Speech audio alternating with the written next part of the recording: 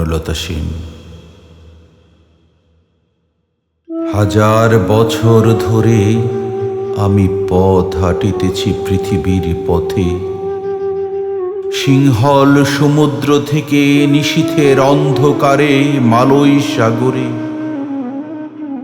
অনেক ঘুরেছি আমি বিম্বিসার অশোকের ধূসর জগতে, সেখানে ছিলাম আমি আরো দূর অন্ধকার বিদর্ভ নগরে।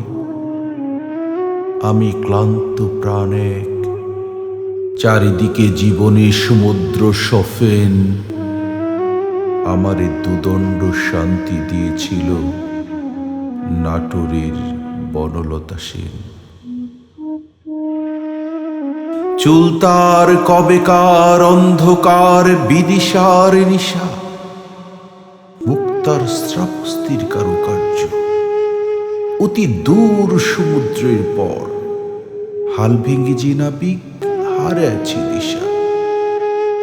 সবুজ ঘাসের দেশ যখন সে চোখে দেখে দারুচিনি দ্বীপের ভিতর, তেমনি দেখেছি তারে অন্ধকারে। বলেছে সে, এতদিন কোথায় ছিলেন?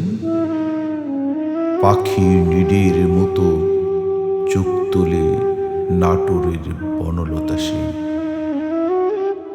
সমস্ত দিনের শেষে শিশিরের শব্দের মতো সন্ধ্যা আসে, ডানার রৌদ্রের গন্ধ মুছে ফেলেছি। পৃথিবীর সব রং নিভে গেলে পাণ্ডুলিপি করে আয়োজন।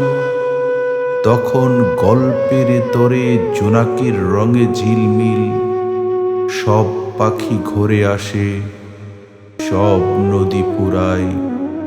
এ জীবনের সব লেনদেন থাকে শুধু অন্ধকার মুখোমুখি বসিবার বনলতা সেন।